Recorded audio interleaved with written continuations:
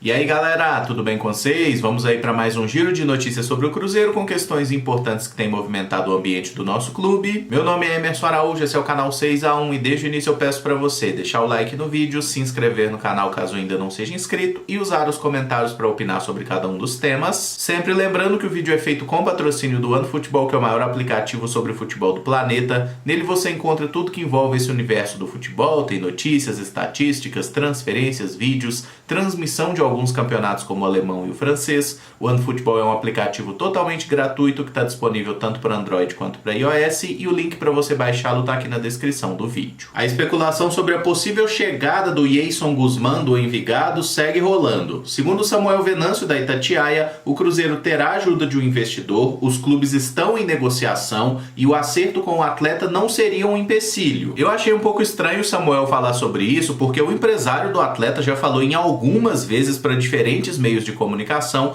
que o fato do Cruzeiro não pagar salário em dia é sim um problema, tá? Mas aí eu imagino que o Samuel Venâncio, que é um cara muito bem relacionado, que tem muitas fontes dentro do Cruzeiro, ele esteja sabendo de alguma coisa, alguma informação que a gente não tem acesso. Um exemplo aqui. Pode ser que o tal investidor que vai ajudar o Cruzeiro, que vai comprar o atleta e botar aqui, esse investidor se comprometa também a pagar o salário do atleta. Então é por isso que essa negociação seria viabilizada. E eu não estou dizendo que esse é o caso, tá? Mas apenas passando uma possibilidade nessa história, considerando o fato que o Samuel parece estar muito otimista para esse acerto, né? Tá falando que tem uma possibilidade grande dele vir para o Cruzeiro e o Samuel hoje é o setorista mais bem informado que a gente tem aí dentro do Cruzeiro. E essa hipótese acaba fazendo sentido também, porque vamos lá, estão falando aí que o preço do Guzmán é 2 milhões de dólares, né? Isso dá mais de 11 milhões de reais. Um investidor chega e paga essa bolada aí, 10 milhões que seja, paga 10 milhões para contratar o cara, bota ele no Cruzeiro, a gente atrasando o salário pra caramba, aí o Cruzeiro atrasa 3 meses de salário, o jogador entra na justiça e sai de graça. Olha o prejuízo que seria, não necessariamente pro Cruzeiro, mas pro investidor que foi quem botou a grana, né? Então até faz sentido que se alguém vai investir para trazer esse jogador, invista também em ajudar no pagamento do salário, ou até pagar a maior parte, porque o salário dele certamente não seria baixo. Eu tô vendo muita gente super empolgada com essa possibilidade de negócio, realmente não é o meu caso, tá? Porque acho muito difícil um garoto que nunca jogou fora do seu país, nunca jogou fora do seu clube de formação, bater aqui na América do Sul, chegar e jogar muita bola com a camisa do Cruzeiro. Eu acho muito difícil, ele dependeria de uma adaptação e a gente só viu um cara chegar da gringa, meter a 10 do Cruzeiro e jogar muita bola assim, recentemente, que foi o Montijo lá em 2010, que ele já chegou adaptado, mas o Montijo já era um cara um pouco mais velho, já era um jogador que tinha rodado por alguns países também, né? E o Guzmán nunca saiu da Colômbia. Segundo o noticiário, o que poderia impedir essa chegada é que outros clubes têm interesse no atleta e o próprio presidente do Envigado confirmou que está negociando sim com o Cruzeiro e também com outros clubes da Colômbia e de fora.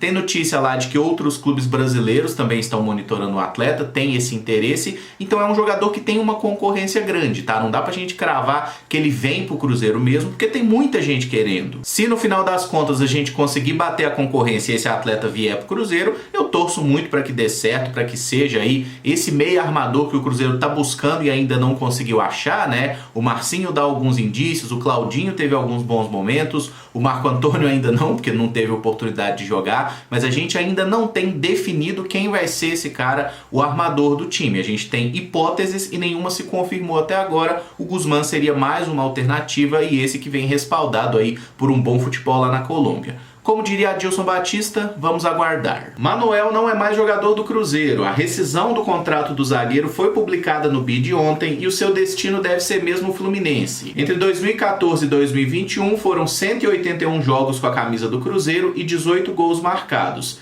Nesse período ele conquistou um campeonato brasileiro, 2 Copas do Brasil e um mineiro. Muito obrigado ao Manuel pelos serviços prestados, que ele seja feliz aí na sequência de carreira, né? E tomara que a diretoria faça um acordo com ele, cumpra tudo certinho, porque a gente sabe que o Cruzeiro deve bastante grana pro Manuel, né? E seria muito baixo astral se vem mais uma ação trabalhista daqui a pouco pelo Cruzeiro não cumprir o combinado com o atleta. Então, vamos torcer para que isso seja resolvido. Na minha opinião, o Manuel sai pela porta da frente. Teve um ruído aí nessa saída um dia antes do clássico, mas como a gente ganhou, cara, não ficou problema nenhum. Obrigado, Manuel, e segue sua vida. E um dos motivos pra gente não lamentar ainda mais a saída do Manel é justamente o surgimento do garoto Everton, que foi titular no clássico e jogou muito bem. O jovem exaltou o apoio dado pelos zagueiros mais experientes, como Ramon e Brock, que passaram confiança e o pediram para ter calma e fazer o simples. E o interessante é que o Everton tem se destacado nesse início de Cruzeiro justamente por ser um zagueiro que não faz só o simples, né? Ele é um cara que tenta muito o passe de ruptura ali para quebrar aquela linha de marcação dos adversários,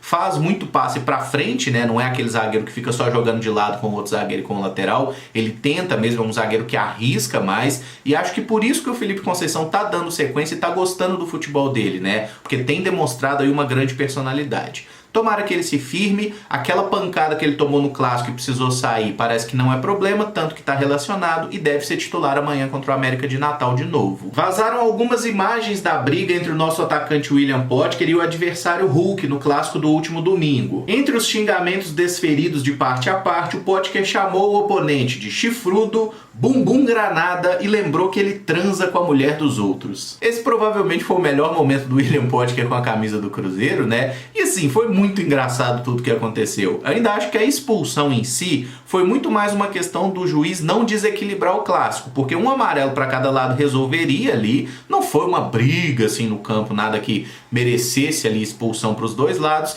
mas o juiz viu, né, que se ele desse amarelo para os dois, o Atlético perderia um atleta, porque o Hulk já tinha um amarelo e o Potker não. Então ele preferiu expulsar os dois, acho que o Potker entrou de gaiato nessa aí, e o fato deles terem descendo discutindo, né, com a galera segurando ali depois, ainda apareceu hoje uma matéria de um jornal português, né, de quando o Potker foi jogar no Braga, acho que em 2015, que ele colocou o Hulk como um jogador que ele admirava, né, como um espelho. Passam alguns anos, estão eles brigando aí, ele chamando o cara de bumbum granada.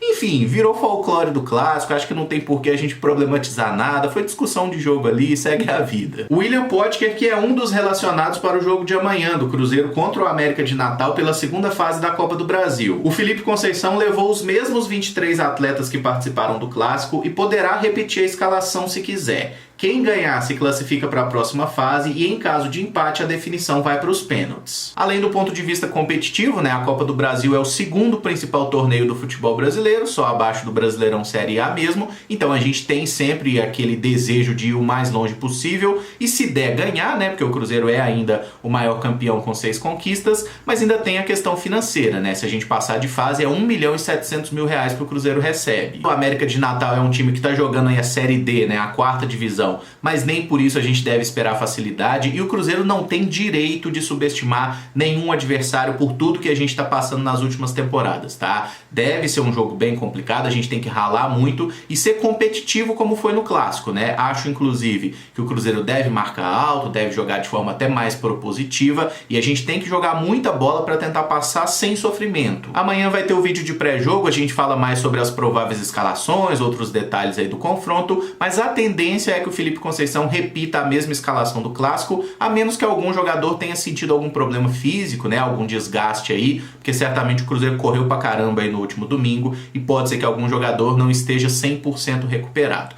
Mas a tendência é que seja repetido o mesmo time e o jogo vai ser amanhã, né, quarta-feira à noite, 9h30 da noite, e vai ter transmissão da Globo Minas. E para fechar, o Cruzeiro está contratando 2 jovens da base do São Paulo. O Super Esportes trouxe a informação que o nosso clube já acertou com o zagueiro Matheus Vieira, de 19 anos. Na última temporada ele jogou 22 partidas e marcou 2 gols pelo time sub-20 do Tricolor. Ele assina contrato até dezembro de 2022. Mais um Matheus, né? Esse tá no último ano de base lá no São Paulo, o contrato terminou recentemente e ele não chegou a um acordo para renovação. Ele foi tratado como promessa lá no São Paulo por algum tempo, inclusive chegou a treinar com o time principal na época do Fernando Diniz, mas não jogou profissionalmente. Já o atacante Paulinho ainda não tem nada fechado, mas um acordo encaminhado segundo o Globo Esporte. Ele completou 20 anos em janeiro e também viria para jogar essa primeira temporada no Sub-20. Em 2020, foram 21 partidas e 3 gols. O Paulinho tem uma trajetória meio Vinícius Popó, né? Porque no Sub-15 e no Sub-17 do São Paulo ele fez muito gol, ele tem mais de 100 gols pela categoria de base do São Paulo, inclusive.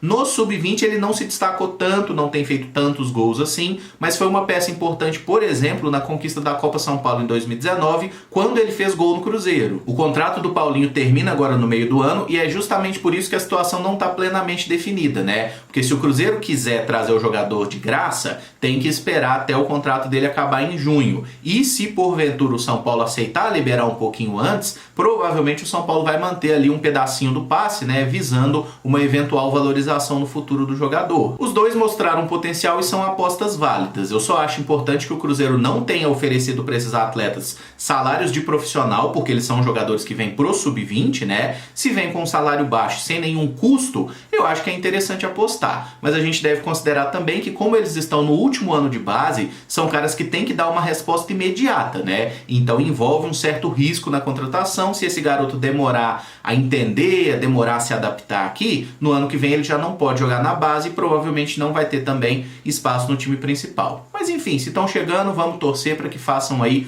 uma grande temporada e que o Cruzeiro acerte, né? Que o Cruzeiro comece a conseguir trazer jogadores que deem grande resposta, porque as últimas apostas que a gente fez não deram nada certo. Encerro o vídeo por aqui. Se você gostou, eu peço que deixe o like, se inscreva no canal caso ainda não seja inscrito e use os comentários aí para opinar sobre cada um dos temas aqui abordados. Muito obrigado por acompanhar, um abraço e até o próximo vídeo. Valeu!